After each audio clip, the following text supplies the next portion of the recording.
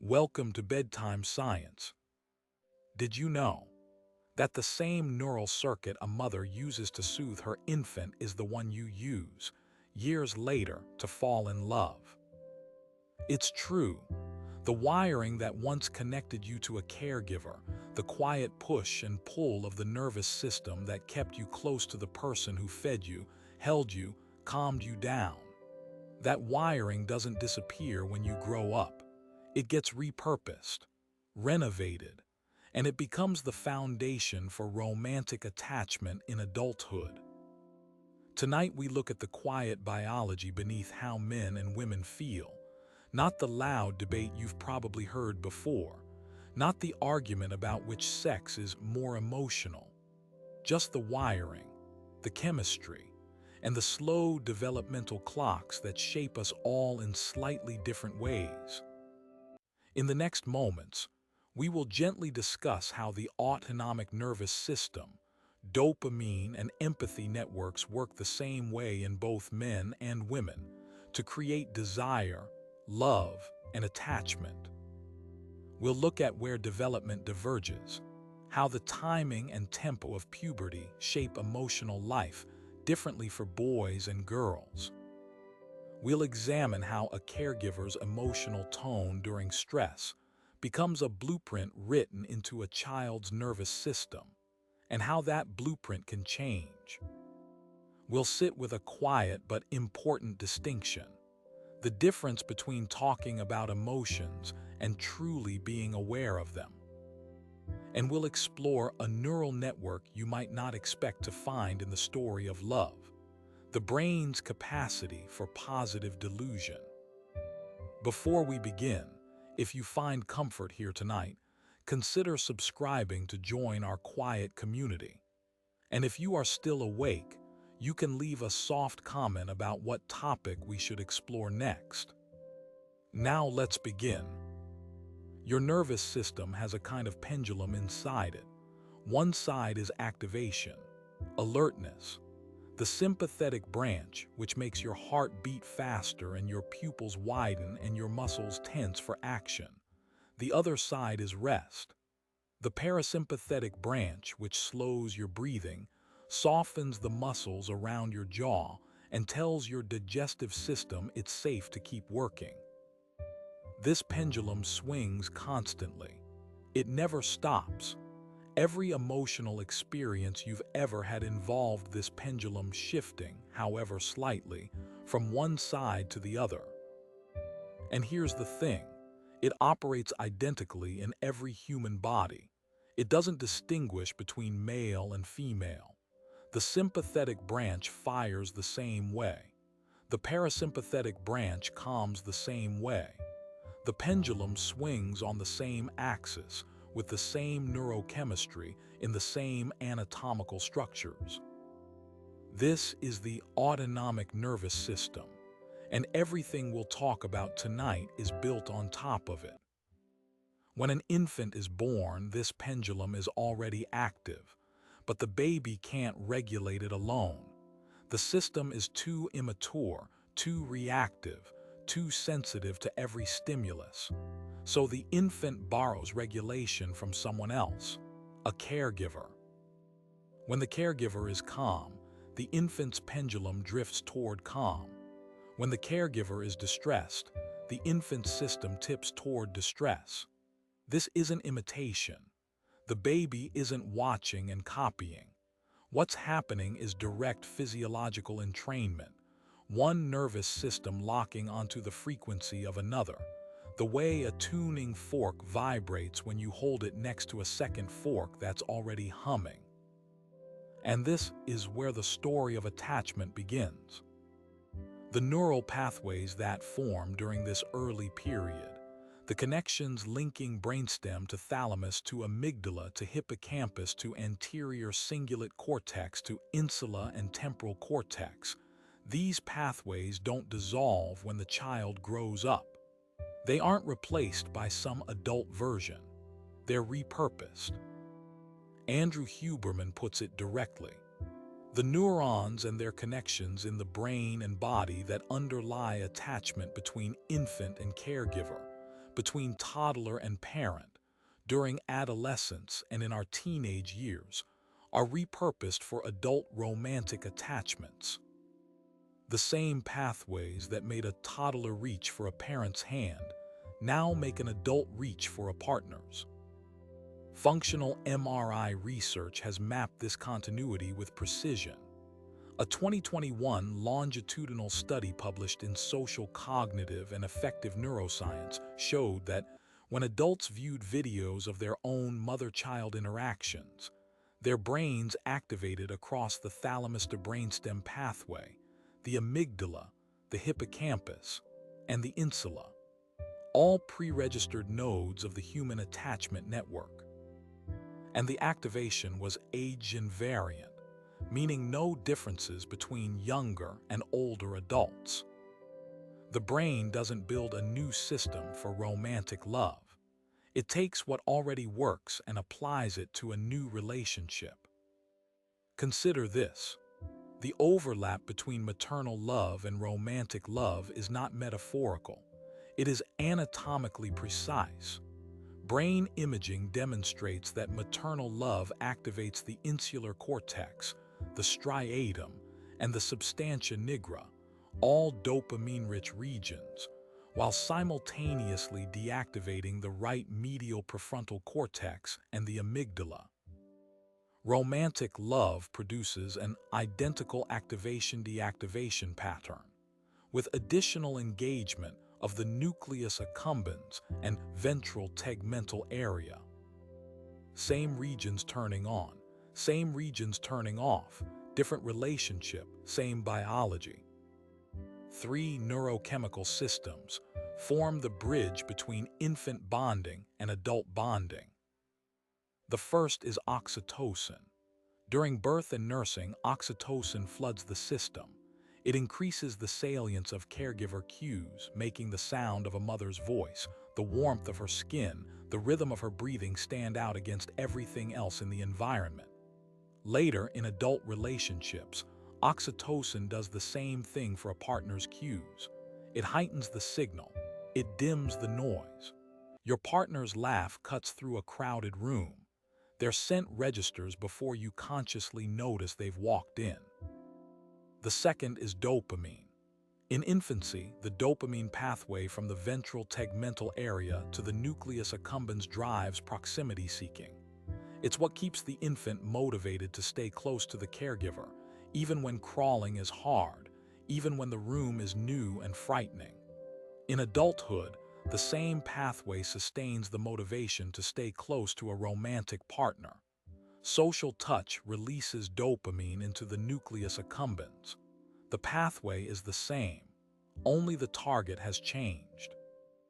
The fourth system, and people often forget this one, is vasopressin. In early life, vasopressin helps regulate both maternal and paternal care. In adult bonding, it facilitates mate guarding and partner preference. It creates a kind of protective attention, a quiet vigilance directed toward the person you've attached to. These neurochemical pillars operate in both sexes.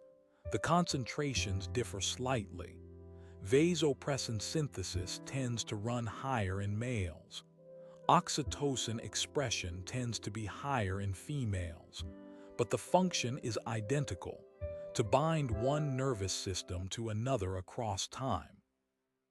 Dopamine deserves its own moment here, because it's widely misunderstood. Most people call it the reward chemical, as if it delivers pleasure directly. It doesn't, not exactly. Dopamine is a molecule of motivation, of craving, of pursuit. It's what makes you reach for something, not what makes you enjoy it once you have it. Huberman describes it as a universal generic currency in the brain for pursuing something. It's not unique to love, not unique to sex or mating. It drives all of them equally, and it drives them the same way regardless of sex. When you feel that pull toward another person, that quiet wanting to be near them, to hear their voice, to know what they're thinking, that's dopamine working through the ventral tegmental area and the nucleus accumbens, the same pathway that made you, as an infant, crawl toward your mother's voice. The empathy networks form another pillar of the shared architecture. Two brain regions matter most here: the prefrontal cortex and the insular cortex. The insula sits deep in the folds of the brain, tucked inside the lateral sulcus. You can't see it from the outside. You'd have to peel back the overlying cortex to find it. And yet it plays a central role in nearly everything that makes you a feeling being. What the insula does is split your attention. It allows you to feel your own heartbeat and simultaneously sense the tension in someone else's body. You register your own breathing, and at the same time you notice that the person beside you has gone quiet, that their shoulders have tightened, that something in the air between you has shifted. This isn't metaphor, it's measurable neural activity. The insula processes signals from inside your body: heartbeat, gut sensation, muscle tension, and integrates them with signals from the external world. It creates a map, a moment-by-moment representation of how you feel and how the person near you feels. And it works the same way in both sexes. The insula doesn't differentiate. It reads the body. It reads the room. There's a term for this shared emotional tuning: autonomic matching. When two people sit together and their nervous systems begin to align, heart rate synchronizing, breathing slowing to the same rhythm, that's the empathy networks at work. The insula reads the other person. The autonomic pendulum tilts to match. This is empathy not as a concept you learn about in school. It's a physical event happening between two nervous systems in real time. And it begins long before language, long before a child can name what it feels. The infant's nervous system is already matching the caregivers, already tuning, already listening to something it has no words for. Even at the level of muscle tissue, the similarity between men and women runs deep. Research on exercise physiology has found that men and women respond to resistance training with nearly identical protein synthesis. As one researcher, Lauren Colenso-Semple, summarized, "No differences, very similar growth response." This might seem unrelated to emotion, but it points to something worth sitting with. The biology beneath the surface, beneath the hormones and the cultural expectations and the different shapes bodies take, is far more shared than different. The machinery is the same. What creates divergence is the timing, the calibration, and the context layered on top. That divergence begins at puberty. But we're not there yet. Let's stay with attachment a little longer. In the 1980s, a developmental psychologist named Mary Ainsworth designed a quiet experiment. She called it the strange situation task. The setup was simple. A parent and young child enter an unfamiliar room. The child explores. A stranger enters. The parent leaves. The child is alone with the stranger. Then the parent returns. What Ainsworth observed wasn't what the child did when the parent left. It was what the child did when the parent came back. Some children went straight to the parent, were comforted quickly, and returned to playing.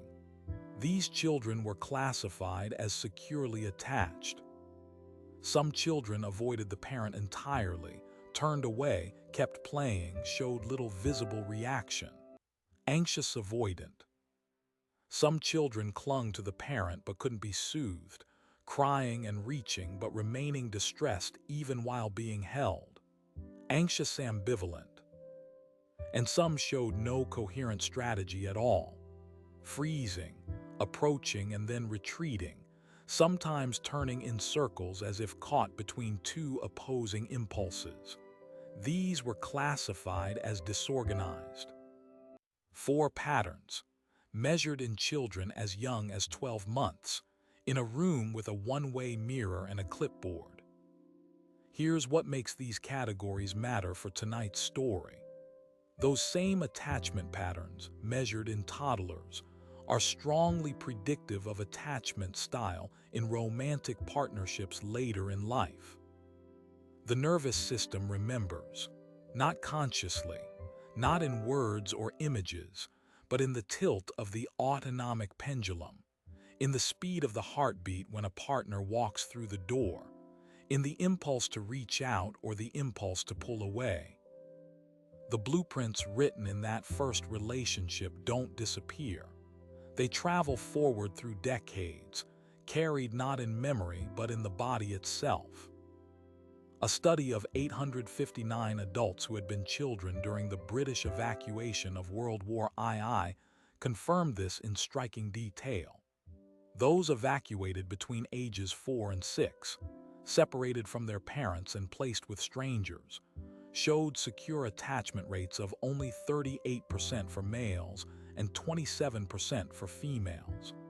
Compare that to children who stayed with their families, 64% and 44% respectively. Decades had passed. These were adults in their 50s and 60s by the time they were assessed, but the quality of care they received during evacuation and how often their parents visited were still measurably associated with how they attached to romantic partners. The body kept the record. The most striking evidence for how caregiving shapes the nervous system comes from the London Blitz. During the Second World War, psychoanalysts Anna Freud and Dorothy Burlingham established what they called the Hampstead War Nurseries. They cared for children whose family lives had been disrupted by bombing, children pulled from rubble, children separated from parents in the chaos of evacuation, children who had lived through nights of sirens, fire, and collapsing buildings. What Freud and Burlingham found surprised them. The children were more devastated by separation from their parents than by the physical destruction happening around them. Not the bombs, not the fire, not the collapsed wall, the separation. Let that settle for a moment. Their observations were specific. Children who remained with their mothers during bombing incidents, even children who had been partially buried in debris, showed no signs of traumatic shock. They arrived at shelters in the middle of the night, straight from their bombed houses, and slept normally, ate normally, played with whatever toys they had rescued or were given. Freud and Burlingham wrote about it plainly. If these bombing incidents occur when small children are in the care of their own mothers or a familiar mother substitute, they do not seem to be particularly affected. Their experience remains an accident, in line with other accidents of childhood. Even when the shelter itself was destroyed, even when exits were blocked and survivors had to be dragged out through rubble, if the mother was there and the mother was calm, the child was all right. But not all mothers were calm.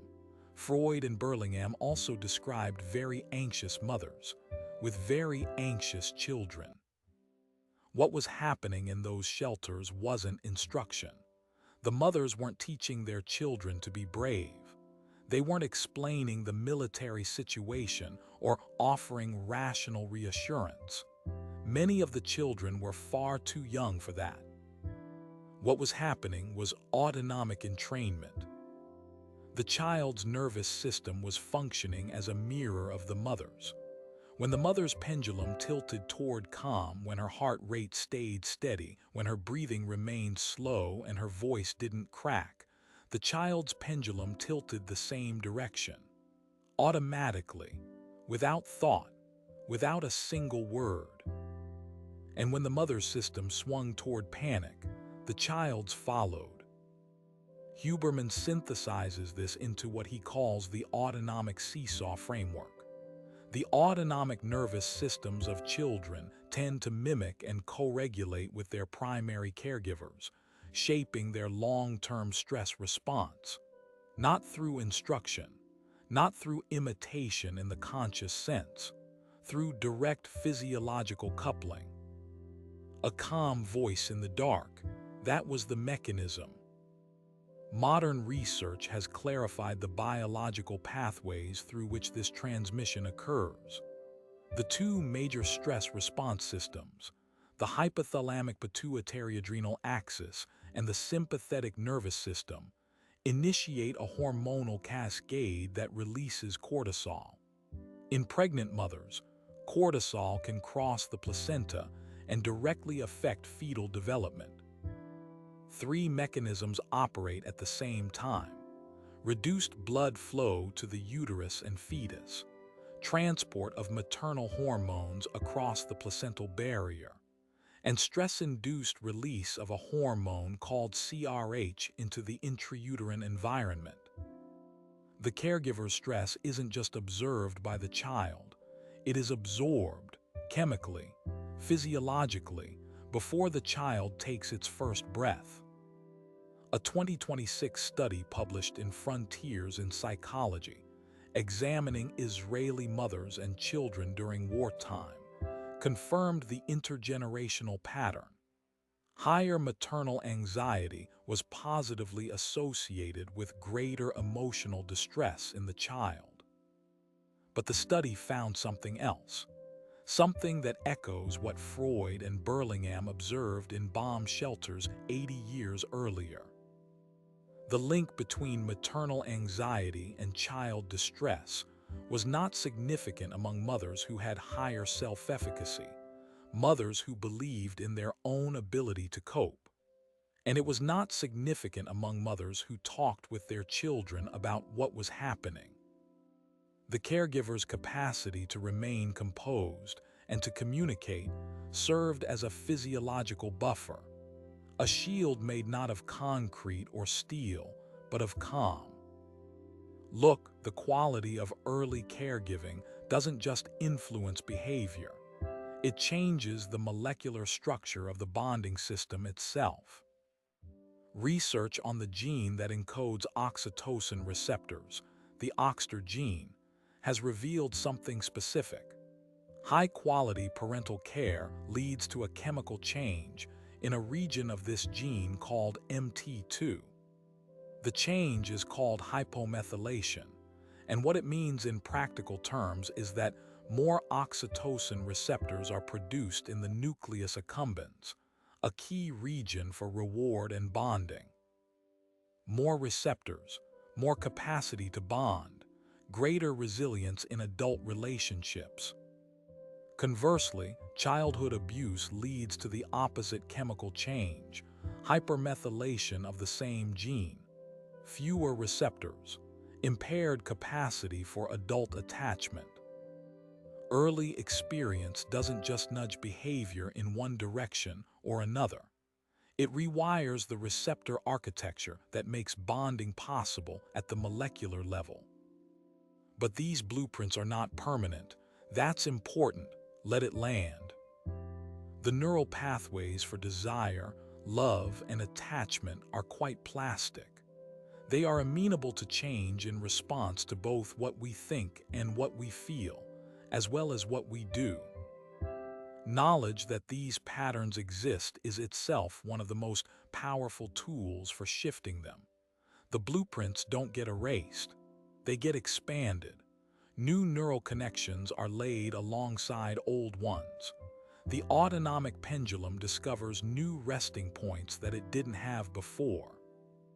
You aren't locked into the pattern that was written in your earliest years. The pattern is deep, it's strong, but it's not the last word. These early observations describe how caregiving shapes the emotional architecture. The next set of facts moves into the period when boys and girls begin to diverge, not in the machinery of emotion, but in the developmental clocks that calibrate it. Puberty doesn't unfold the same way in boys and girls. And the differences, though they're often discussed in broad cultural terms, have specific, measurable biological roots that researchers have tracked in longitudinal studies spanning years. For girls, the most important variable is pubertal timing. When does puberty start, relative to peers? Girls who experience earlier onset, particularly earlier menarche and earlier breast development, face significantly elevated risk across multiple psychological dimensions. The data is consistent. Girls with earlier menarche show higher levels of depressive affect than either boys or later maturing girls. They're more likely to attempt suicide. They're more likely to meet diagnostic criteria for major depressive disorder.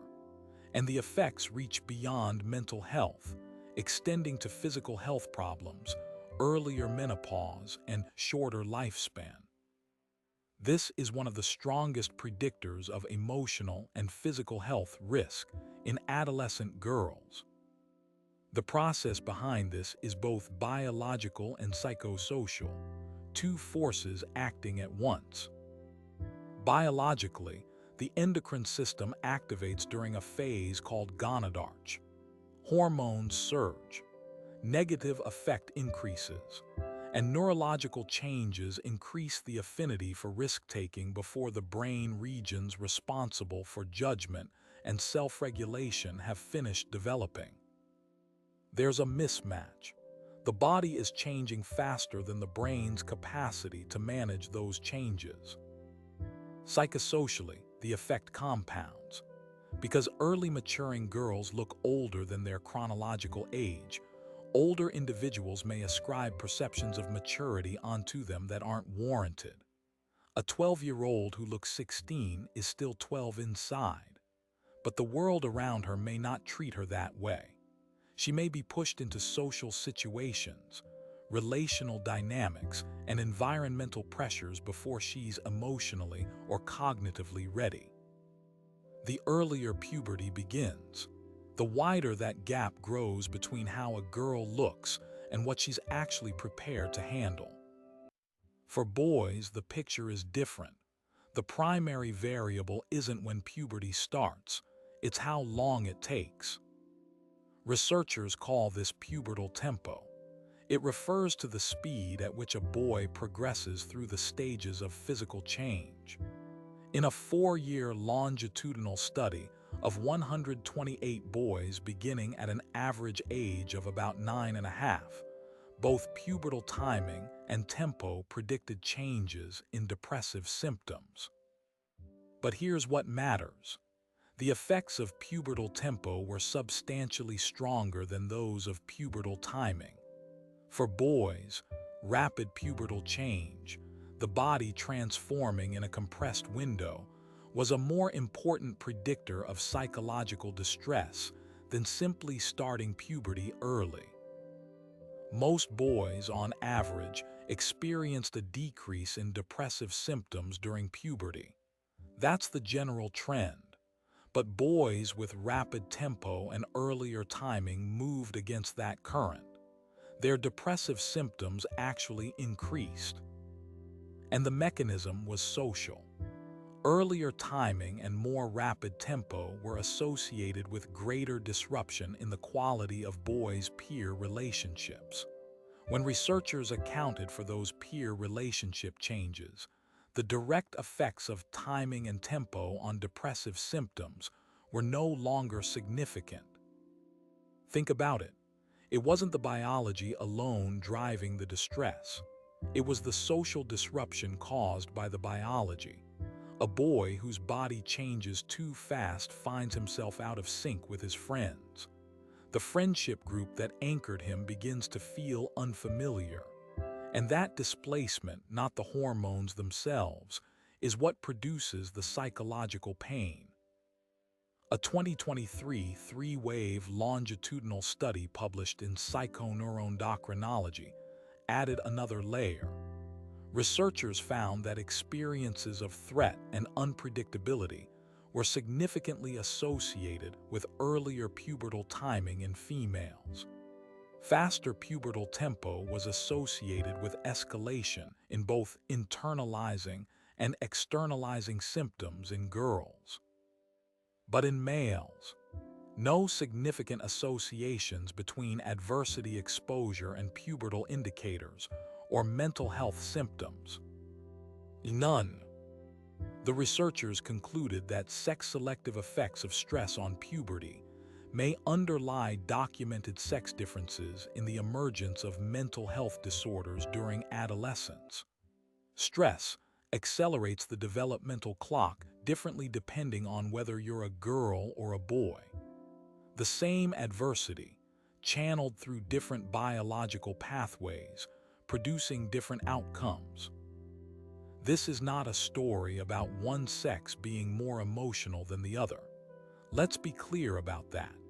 It's a story about different developmental clocks shaping the same underlying neural architecture at different speeds. Girls progress through puberty more quickly than boys on average. Boys reach mid-puberty later and move through the stages more slowly. These aren't dramatic differences. They're subtle ones. But subtle differences in timing, applied to a shared architecture, can produce very different emotional experiences during the years when the brain is most sensitive to calibration. The pendulum is the same. The dopamine system is the same. The empathy networks are the same. What differs is when and how fast those systems get their final tuning. Let's slow down here. We've covered a good stretch of ground, and this is a good place to let things settle. What we've seen so far is a shared foundation, an autonomic nervous system, a dopamine system, empathy networks centered on the insula and prefrontal cortex that operates the same way in every human brain. We've seen how that foundation gets calibrated by early caregiving, how the caregiver's emotional tone becomes a blueprint written into the child's body. And we've started to see where the developmental clocks diverge, not in the machinery, but in the timing.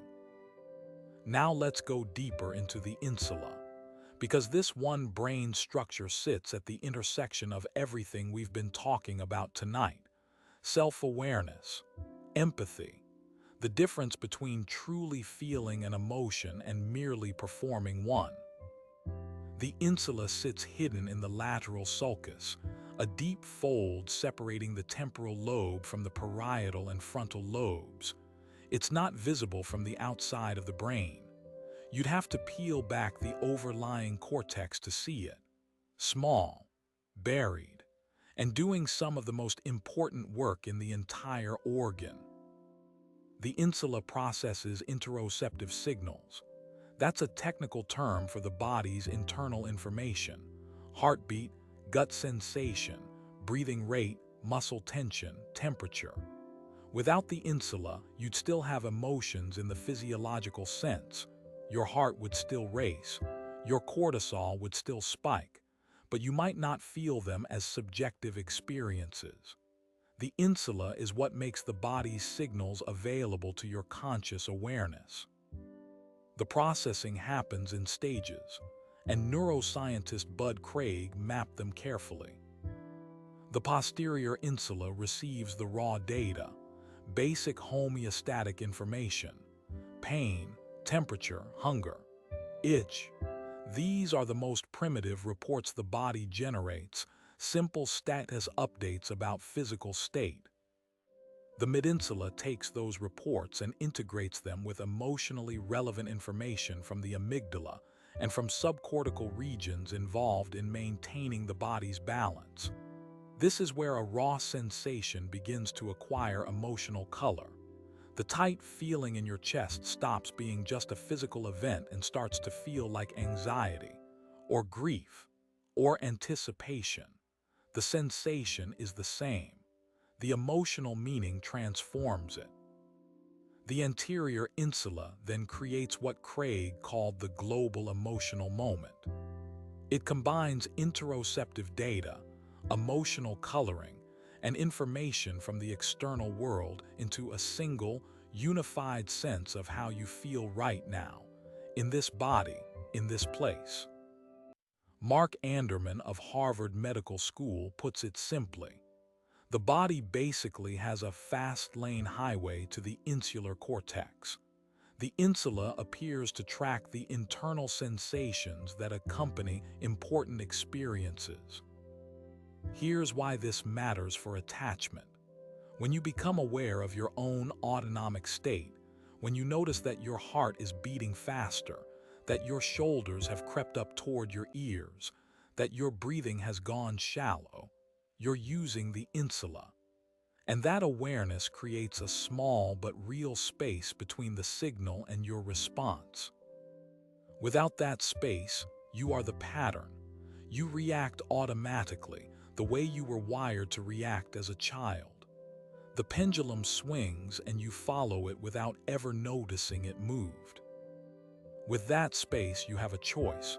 Maybe not always, maybe not easily, but the possibility opens.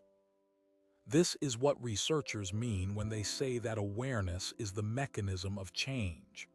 Not intellectual understanding, not reading a book about attachment theory, but the quiet, bodily registration of what is actually happening inside you in this specific moment. And that brings us to a distinction that matters for both men and women. One that a clinician named Alok Kanogia has spoken about with unusual clarity. Talking about emotions is not the same as feeling them. Modern culture has expanded the emotional vocabulary enormously. Words like boundaries and attachment styles and trauma responses are common now.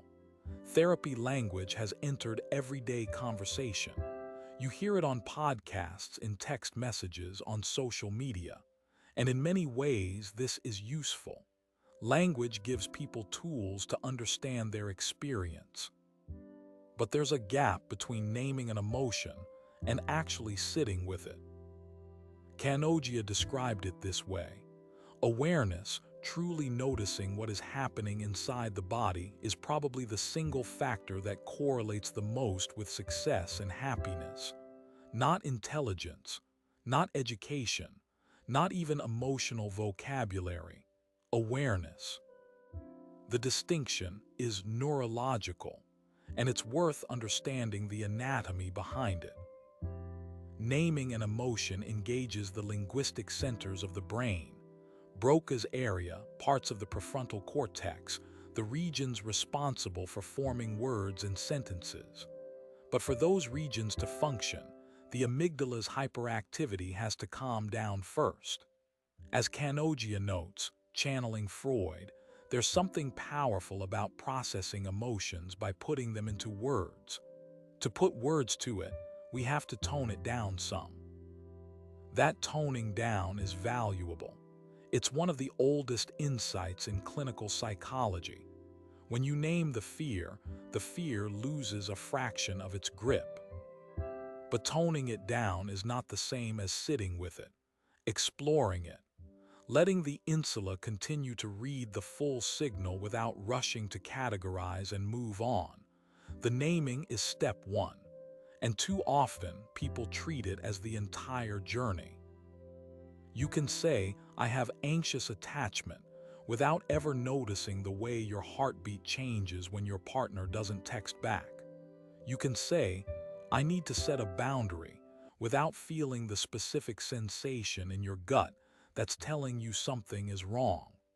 The words become a substitute for the awareness, a performance of insight rather than the lived experience of it. And honestly, there's a darker side to this that Kanogia addresses directly. When emotional language becomes a tool not for understanding but for control, it loses its power entirely. Boundaries used to manipulate, vulnerability deployed to disarm someone, feelings weaponized in arguments, not to connect but to win. Kanogia warned plainly, feelings have now started to be used as a form of manipulation. Not always, not by everyone, but the risk is real, and it applies equally to men and women. The antidote isn't less emotional language. It's more genuine awareness. The insula reading the body's signals. The anterior cingulate cortex integrating those signals into something recognizable. The slow, quiet practice of noticing what is actually happening rather than performing what you think should be happening. Consider what this looks like in practice. You're sitting across from someone you love. You feel something in your chest. Before you label it, before you reach for the word anxious or frustrated or hurt, you stay with the physical sensation for a few seconds longer. Tightness, warmth, a kind of pulling feeling behind the sternum. That's interoception. That's the insula doing its work. And if you can stay with those signals, without immediately translating them into a category and acting on the category, you're doing the quiet work that actually changes attachment patterns over time.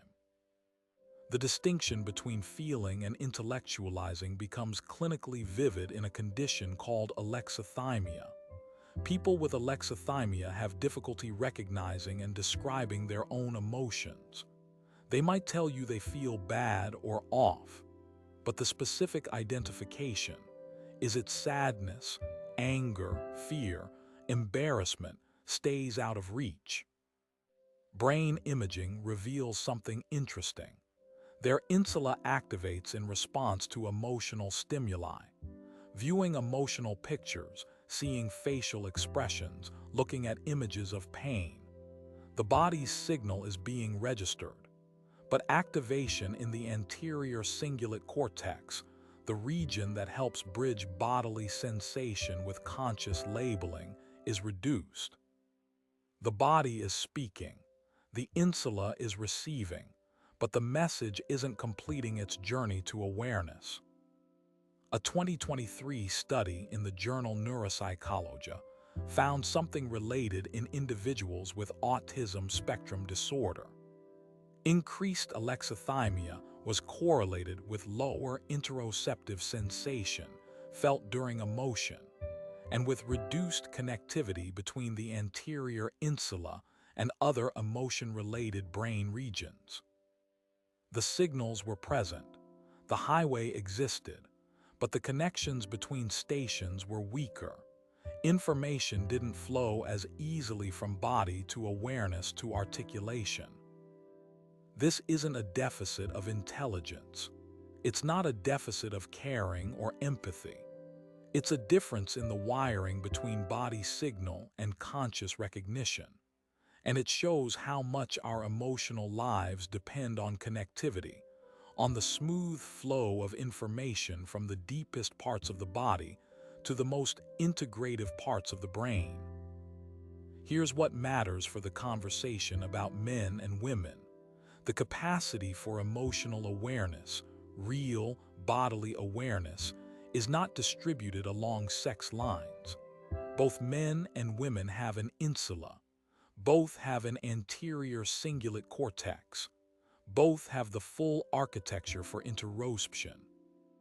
What often differs is the training, the practice, the cultural encouragement or discouragement of paying attention to internal signals. A boy who is told to toughen up isn't losing the ability to feel. He's learning to ignore what the insula is telling him. The signals don't stop. They just get pushed further from conscious recognition. And a girl who's encouraged to talk about her feelings isn't necessarily developing deeper awareness. She may be developing better vocabulary for emotions without developing better contact with the body's actual signals. Language is a tool, but awareness is the foundation the tool is supposed to rest on. Let's shift now, because there's a third neural network that plays a role in love and attachment, and it might be the most surprising of the group. It's the network for positive delusions. That sounds clinical, maybe even pathological, but it isn't. In the context of bonding, positive delusion means the ability to see a partner as slightly better than what strict objective measurement would suggest. Not wildly better, not delusionally better, just gently, quietly, persistently better. This capacity isn't a flaw in the system. It is the system. It works alongside the autonomic nervous system and the empathy networks. Together, these form the neural foundation of desire, love, and lasting attachment. And they're all shared between sexes. In the 1990s, researcher Sandra Murray conducted a series of longitudinal studies on romantic relationships that challenged a widely held assumption: the idea that the healthiest relationships are the most realistic ones, where both partners see each other with clear-eyed accuracy, flaws and all. That turned out not to match the data. The relationships that were most satisfying and most stable were the ones where partners idealized each other, not in a way that ignored real problems, but in a way that consistently interpreted the other person in the most generous possible light. Murray's language was precise. Intimates who idealized one another appeared more prescient than blind, actually creating the relationships they wished for as romances progressed. Over time, the idealized partner actually began to resemble the idealized image. The positive illusion became, in a quiet way, self-fulfilling. What does this look like concretely? It's not about inventing qualities that aren't there. Research clarified that people with positive illusions don't attribute false desirable characteristics to their partners. What they do is perceive their partners in a realistic positive light and interpret shortcomings in a kind and generous manner rather than directly ignoring them. Your partner forgets your birthday. Instead of reading carelessness, the positive illusion partner sees someone overwhelmed by work, someone who cares deeply but lost track of the date. Your partner is quiet at dinner parties. Instead of seeing social failure, they see thoughtful reserve. Same facts, different framing. And the framing isn't random. It's driven by specific neural pathways. Brain imaging has mapped this network. Several regions work together in a coordinated pattern. The caudate nucleus, a dopamine-rich area connected to the ventral tegmental area and the nucleus accumbens, activates upon viewing a romantic partner. It lends salience to the partner's positive characteristics, making the good things stand out over the negative ones. The dorsal anterior cingulate cortex handles conflict detection and error monitoring. In the context of positive illusion, it suppresses the perception of the partner's negative features. It turns down the volume on the flaws. The ventrolateral prefrontal cortex and the dorsomedial prefrontal cortex reduce the salience of attractive alternatives to the current partner. They make other potential partners less interesting, less vivid, less tempting. And the orbitofrontal cortex performs subjective valuation.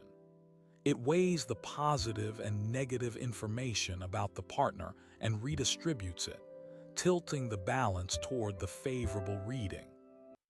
The caudate highlights the good. The dorsal ACC quiets the bad. The prefrontal regions dim the competition. The orbitofrontal cortex seals the valuation. A coordinated system, humming beneath awareness, sustaining the bond. Murray found an important moderator of this entire process: self-esteem. Individuals who were more secure in their own sense of self were more generous in their depictions of their partners, overlooking faults and embellishing virtues more naturally. Conversely, personal insecurity appeared to interfere with seeing the best in a partner. The projection of personal doubts leaked into how they viewed the person they loved. There's something quiet in that finding. The capacity to love someone generously, to see them in the warmest possible light, begins with how you see yourself. The research also revealed that women's positive illusions may influence the fate of a relationship to a greater extent than men's illusions. Women's idealization of their partners was a stronger predictor of relationship stability than men's. This doesn't mean men don't idealize. They do. The same network operates in both sexes, but the protective effect of the illusion, its power to buffer the relationship against conflict and disappointment, appeared to be slightly stronger when it came from the female partner. Why? That's not fully understood. It may connect to differences in how men and women weight positive and negative partner information. It may relate to historically different investments in relational maintenance. The mechanism is still being studied. When positive illusion collapses, what replaces it? Contempt. Not indifference, not disappointment. Contempt, the feeling that a partner is worthless. Huberman identifies this as the opposite of positive delusion. It's a turning off of the neural network that sustains love. The caudate stops highlighting the good. The dorsal ACC stops suppressing the bad. The orbitofrontal cortex recalculates the balance, and the negatives win. Contempt is one of the strongest predictors of relationship breakdown, stronger than anger, stronger than emotional distance, stronger than conflict itself. When the illusion dies, the bond often follows. So now we have the full picture of the shared architecture. The autonomic pendulum, the empathy networks centered on the insula and prefrontal cortex, and the positive illusion network that lets you see your partner as someone worth keeping. All shared, all operating the same way in men and women. And all three participate in a phenomenon that ties everything together. One of the most striking findings in relationship neuroscience. Physiological synchrony. When two bonded people are together, sitting on the same couch, lying in the same bed, holding hands in a waiting room, their physiological processes begin to align. Heart rates synchronize. Breathing rates match. Skin conductance rises and falls together. Even brain wave patterns begin to mirror each other. This happens without conscious effort. Nobody decides to synchronize. The nervous systems of two people simply tune to each other, the way two pendulum clocks mounted on the same wall will, over time, swing in unison. Pavel Goldstein and colleagues at the University of Colorado Boulder and the University of Haifa examined this in a series of studies with 22 romantic couples. They found that partner touch increased the coupling of respiratory patterns.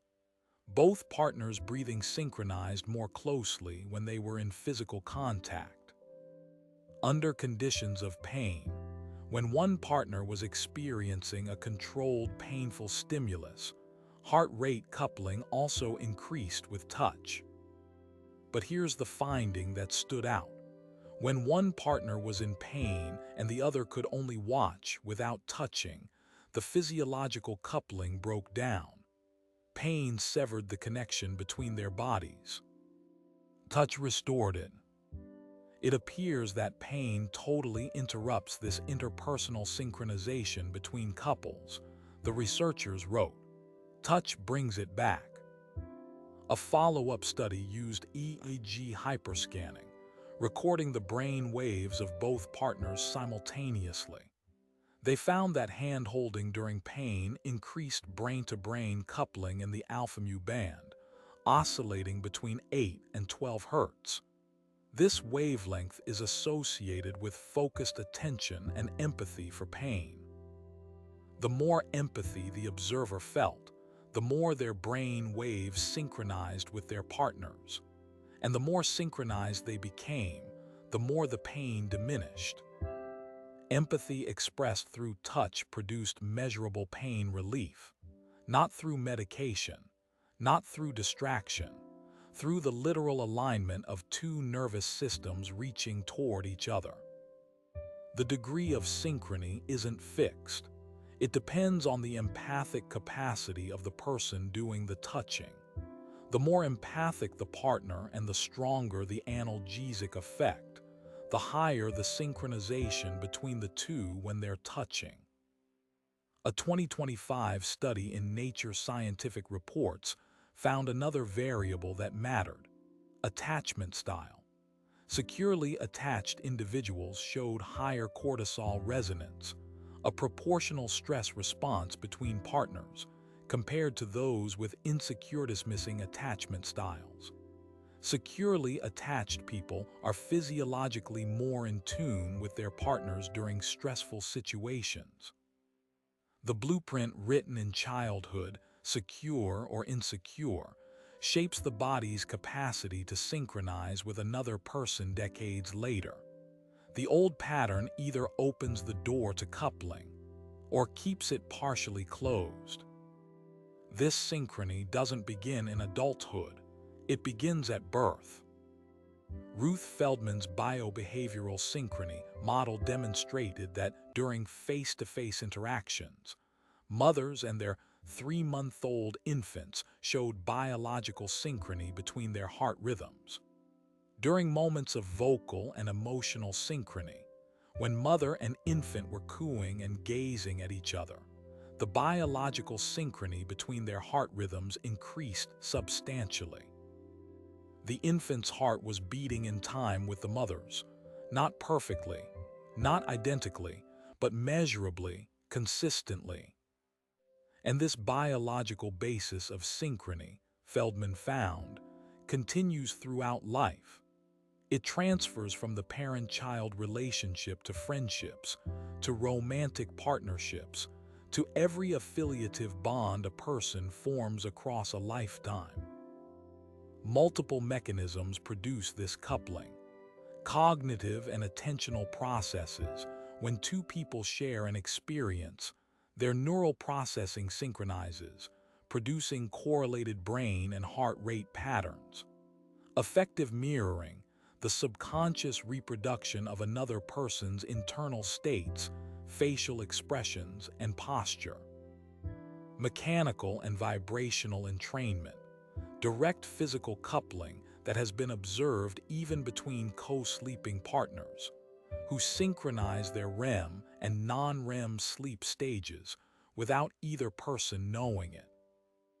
And autonomic co-regulation, the spontaneous alignment of heart rate, respiration, and heart rate variability between two people in proximity. This co-regulation interacts with the HPA axis and helps buffer stress responses. Two nervous systems close together begin to function as one system, quietly, without instruction. A meta-analysis of interpersonal autonomic synchrony found a nuance worth noting. Sympathetic synchrony, the alignment of the activating branch, was positively associated with good relationship outcomes. When two people's alert systems were in sync, the relationship tended to be healthier. But parasympathetic synchrony, the alignment of the calming branch, showed a negative association. When two people's calming systems were too tightly coupled, it sometimes reflected shared withdrawal or shared distress rather than shared peace. Being activated together, engaged together, focused together, that's healthy synchrony. Being shut down together, numb together, withdrawn together, that may be co-regulation in the wrong direction. Let's come back to the hormonal picture, because while the overall architecture is shared, the chemical modulators do show some sex-related patterns. Vasopressin synthesis and projections in the brain are generally higher in males. Oxytocin expression is typically higher in females, though oxytocin receptor expression is often higher in males. This creates what researchers describe as a compensatory model. The sex that produces more of the hormone has fewer receptors for it. The sex that produces less has more receptors. One group of researchers proposed that oxytocin and vasopressin may modify brain physiology not to create sex differences in behavior, but to diminish them. Different chemical concentrations, same functional result, two routes to the same destination. A 2017 study found that vasopressin in men and oxytocin in women may regulate orbitofrontal cortex connectivity, a region crucial for processing emotional information, through different neural pathways but toward functionally similar outcomes. Functionally, oxytocin is central to mother-infant bonding, pair bonding, and empathy in females. Vasopressin reinforces protective attention, mate guarding, and pair bonding in males. Both hormones are released during sexual activity in both sexes, reinforcing the bond regardless of which molecule is carrying the heavier load. Different hormones, different pathways, but the same outcome: two people drawn closer together, physiologically bound by chemistry that predates human language by millions of years. Let's talk about what happens during prolonged physical touch. Because touch isn't just a comfort, it's a neurochemical event with specific, measurable consequences. When you hold someone's hand, oxytocin is released from the paraventricular nucleus, a cluster of cells in the hypothalamus. This oxytocin flows to the nucleus accumbens, where it modulates dopamine release. It also flows to the amygdala, where it reduces the firing of neurons associated with fear and threat detection. Simultaneously, the insular cortex is registering the temperature and pressure of the other person's skin. It's mapping the touch, and it's integrating that tactile information with the emotional context. Who is touching you, how you feel about them, whether you feel safe. All of this happens in seconds, beneath conscious awareness, without a single word. The measurable effects are clear. Cortisol levels drop. Heart rate variability increases, which is a sign of parasympathetic activation. Blood pressure decreases. Pain perception diminishes. And these effects are dose-dependent. The longer the touch, the stronger the response. A hand held in silence can do what words sometimes cannot. The nervous system reads the touch. The pendulum shifts. The body begins to rest. There's a reason why so many comforting rituals across every human culture involve physical contact. A parent stroking a child's hair, a friend's arm around your shoulder, a partner's hand on your back as you drift off. These aren't arbitrary cultural conventions layered on top of biology. They're cultural expressions of a deep biological reality. Touch activates the bonding system. It suppresses the stress system. It synchronizes two nervous systems. And it accomplishes all of this without requiring language, understanding, or conscious effort. The body knows, the insula reads, the pendulum responds. And what about proximity during sleep?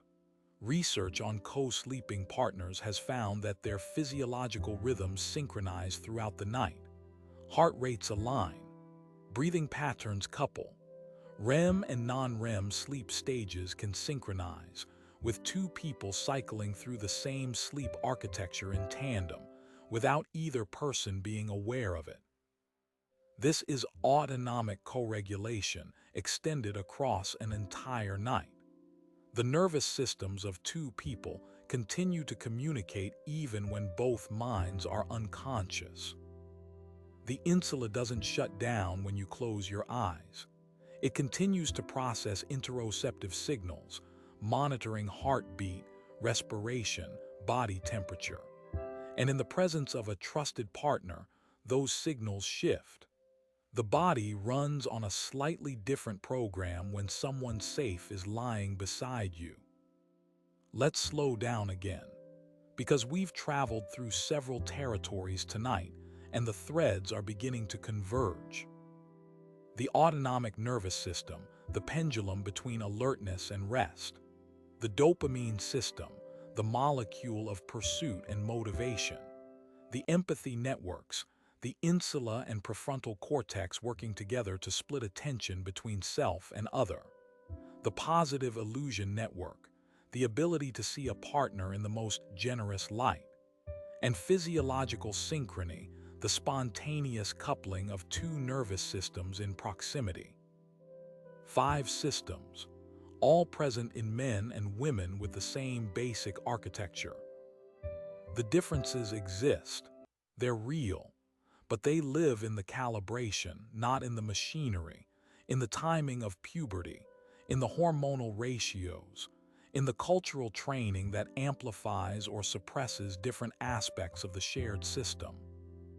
Let's return to the attachment patterns.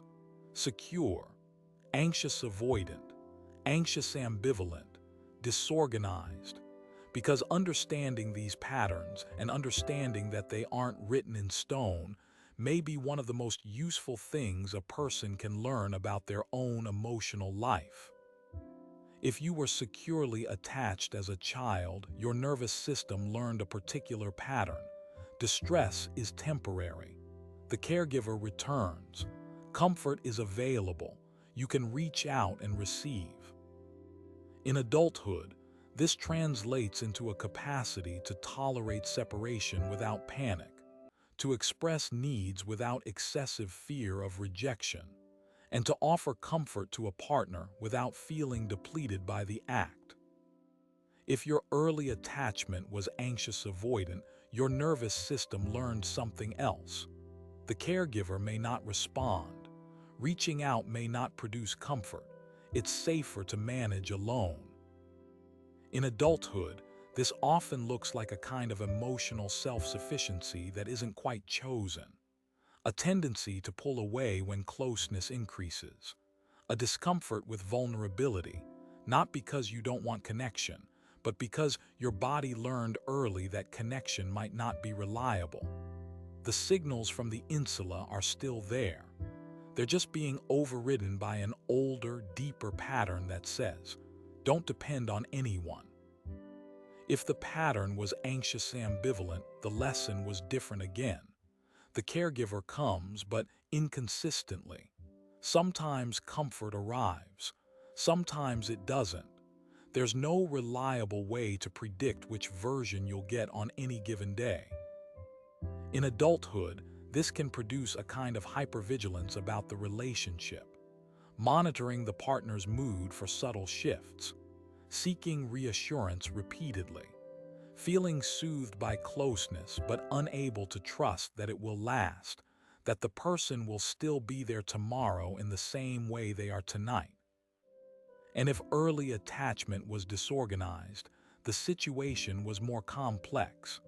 The caregiver was both the source of comfort and the source of fear. The safe harbor and the storm were the same person. In adulthood, disorganized attachment can produce a confusing internal experience, wanting closeness and fearing it at the same time, moving toward and then away from a partner in patterns that feel contradictory even to the person living them. The autonomic pendulum swinging in both directions simultaneously, unable to settle. But here's the part that matters most. These patterns aren't destiny. The neural pathways for attachment are plastic. They change in response to new experience. A securely attached partner can, over time, help an insecurely attached person develop new patterns. Therapy that focuses on the body, on the autonomic nervous system, on interoceptive awareness, can build new connections alongside the old ones. The strange situation task measured something real, something that persists across decades, but it measured a starting point, not an ending.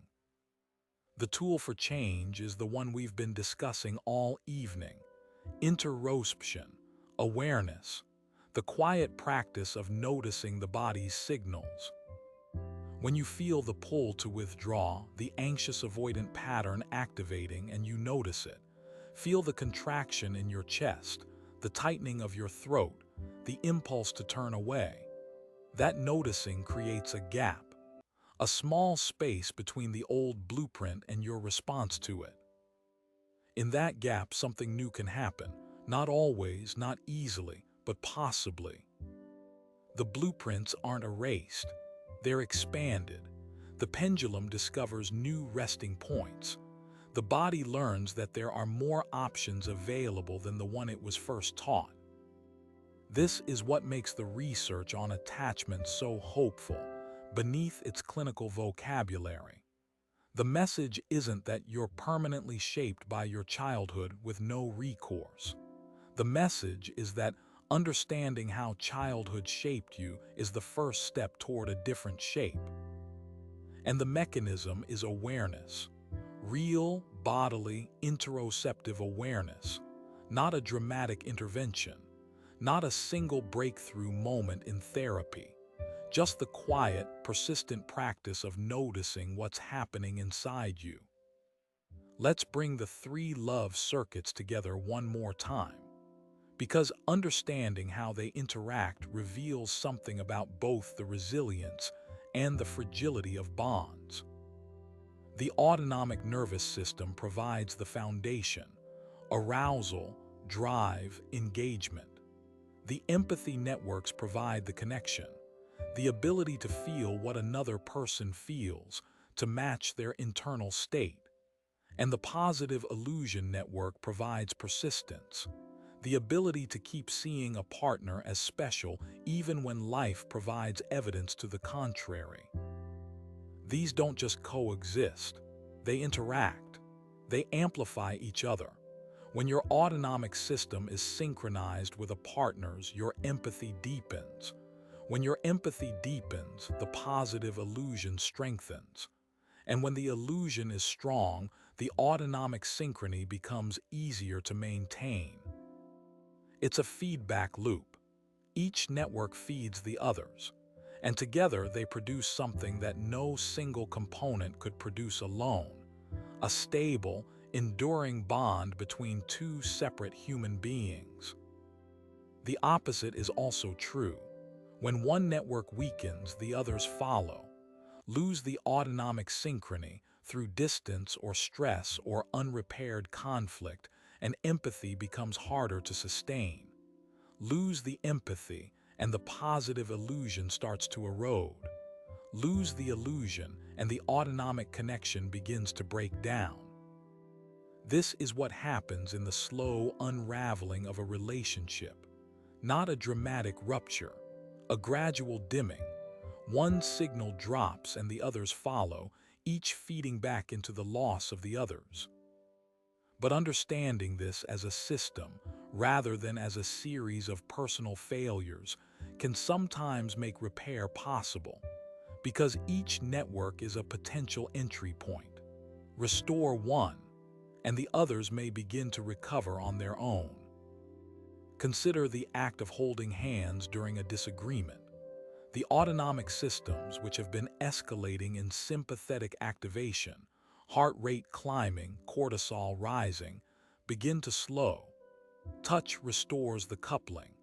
The empathy networks, which had been narrowing as each person retreated into their own perspective, begin to widen again. The insula starts reading the partner's body, not just monitoring its own distress. And with that widening, the positive illusion network has room to operate. The partner is no longer just the source of the argument. They're also the person you chose, the person whose good qualities are worth remembering. A hand silence, the pendulum tilts. There's an evolutionary logic behind all of this that's worth sitting with as the evening winds down. The bonding system evolved to keep parents near their offspring long enough for those offspring to survive. Oxytocin's salience mechanism, the ability to make one person's cues stand out against the noise of the world, evolved in the context of parental care. Dopamine's motivational drive evolved to keep the caregiver returning to the infant, even when caregiving was exhausting and sleep-depriving and thankless. Adult romantic love co-opted both of these processes. Heightened salience of a partner's cues, their voice, their scent, the way they move through a room, and persistent motivation to stay close, to return, to keep choosing the same person. The evolutionary function shifted from offspring survival to pair bonding, but the pathways remained identical. Love isn't a departure from biology. It's biology repurposed. The oldest wiring in the brain doing what it has always done, with a different person at the center. Let's let the pace slow here, because we're approaching the close of this story and the ideas are beginning to gather. The architecture of love and emotion is overwhelmingly shared. This is the finding that surfaces again and again across decades of research, across different labs, different methodologies, different populations. The dopamine system, the autonomic nervous system, the empathy networks, the positive illusion pathways, the capacity for physiological synchrony, all of these operate the same way in men and women. The differences are real. In developmental timing, girls affected more by when puberty begins, boys by how quickly it unfolds. In hormonal modulation, vasopressin running higher in males, oxytocin higher in females, with receptor expression compensating in the opposite direction. In cultural training, the different messages boys and girls receive about which emotions are acceptable, how to express them, when to suppress them. But beneath all of these variations, the same pathways, the same pendulum, the same insula reading the same signals, the same dopamine pushing toward the same pursuit. We began tonight with an image, a neural circuit, the one a mother uses to soothe her infant, repurposed years later for falling in love. And now we can see that this is not a metaphor. It's a literal description of what happens in the brain. The thalamus to brainstem pathway, the amygdala, the hippocampus, the anterior cingulate cortex, the insula, the temporal cortex. These regions, measured in mothers holding their infants, activate identically in adults experiencing romantic love. The pathways don't distinguish between a parental bond and a romantic one. They do what they were built to do, connect one nervous system to another. In the middle of the London Blitz, with bombs falling and sirens screaming and the city shaking around them, a mother's calm voice was enough to reshape a child's entire autonomic future. The nervous system of one person literally tuned the nervous system of another. Not through explanation, not through reassurance in the intellectual sense, through the steady rhythm of a calm heartbeat, through slow, even breathing, through the parasympathetic signal of safety radiating from one body to another in a dark shelter underground. This is what the nervous system was built to do, to listen, to match, to synchronize. And that same process is at work right now, tonight, wherever two people sit quietly together. In a living room after the kids are asleep, in a hospital room beside a bed, in a house where the lights have been turned off and the day is over. Wherever two nervous systems are close, the pendulum of one begins to influence the pendulum of the other. Breathing aligns, heart rates couple. The insula reads the person beside you. The empathy networks activate. And without a single word, the body says what language cannot always express. I am here, I match you. We are in this together. The blueprints written in childhood are powerful. The strange situation task showed us that. The WWII bombing studies confirmed it. The epigenetic research on oxytocin receptors made it molecular. A child's first years shape the contours of every bond that follows. But the blueprints are not permanent. The pathways are plastic. They respond to what you think, what you feel, and what you do. Self-awareness, the quiet practice of noticing your own autonomic state, is how change becomes possible. New connections get built alongside old ones. The pendulum discovers resting points it didn't have before. The body learns, slowly and over time, that there are more ways to attach than the one it was taught first. This is slow work. It's not dramatic. It doesn't happen in a single session or a single realization, but it happens. The research confirms it at every level, from the behavioral to the neural to the molecular. The brain is capable of revision at every age, in every body.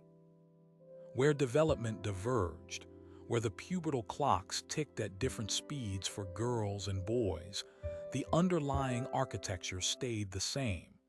The divergence lives in the calibration, in the timing, in the social frameworks that different bodies encounter at different developmental moments. A girl whose puberty begins early faces specific challenges, hormonal and social and psychological. A boy whose puberty unfolds rapidly faces different challenges, primarily social, mediated through peer relationships. These are real differences that shape emotional life in measurable ways. But they don't alter the machinery. The pendulum is the same. The dopamine is the same. The insula reads the same signals. The capacity for attachment, for love, for empathy. These are not divided along sex lines. They're shared. Structurally, biochemically, functionally shared.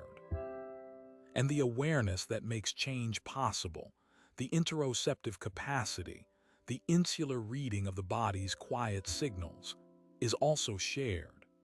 Both men and women carry the same hardware for feeling. What often differs is the software, the cultural programming that tells one sex to attend to internal signals and tells the other to override them. But software can be updated, and the hardware in this case is on your side. The insula is there. The anterior cingulate is there.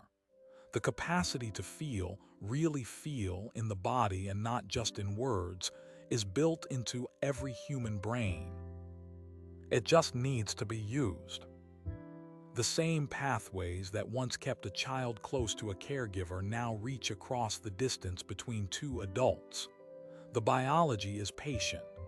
It doesn't force connection. It simply maintains the infrastructure, the pendulum, the dopamine, the insula, the oxytocin receptors, and stands ready for the moment when one nervous system reaches toward another. That reaching is the oldest thing the brain knows how to do. It predates language. It predates thought. It is wired into the brainstem, into the amygdala, into the hypothalamus. It's the first thing an infant does, and it is the last thing a person does at the very end of life, reaching for the hand of someone they love. The process is the same, from the first reach to the last. Let the facts settle now. Let them find their place in the quiet architecture of what you already knew somewhere, without needing anyone to tell you, that the capacity for love is shared, that the differences between men and women are real but modest compared to the shared foundation they rest on, that the blueprints of childhood are strong but not final. That awareness, bodily and interoceptive and quiet, is the tool that allows those blueprints to expand. The nervous system continues its quiet work. The pendulum tips and returns. The insula reads the body's signals, heartbeat, breath, temperature, tension, and feeds them upward through the mid-insula to the anterior insula, where they become the subjective experience of being alive and present in this moment. This process does not stop at night. It continues through the hours of rest. The insula monitors, the autonomic system adjusts, and if someone safe is nearby, the system runs a little slower, a little calmer, a little more at ease. Somewhere tonight, two nervous systems are gently synchronizing, one breath matching another, one heartbeat slowly finding the rhythm of the person beside them. The brain doesn't need to be told. It already knows how. The alpha-mu waves oscillate between 8 and 12 hertz. The oxytocin flows from the paraventricular nucleus to the nucleus accumbens. The insula reads. The pendulum settles. And somewhere beneath all the language, beneath all the labels, beneath all the words we use to describe what we feel, the body simply feels. It has been doing this since before you could speak, since before you could name a single emotion, since the first time someone picked you up and your heart rate began to slow. The pathways are old, they are quiet, and they are still running. Stars turn slowly across the sky outside, the room grows still, the breath deepens. And rest, if it's ready, gently arrives. Sweet dreams, and we'll see you next time on Bedtime Science.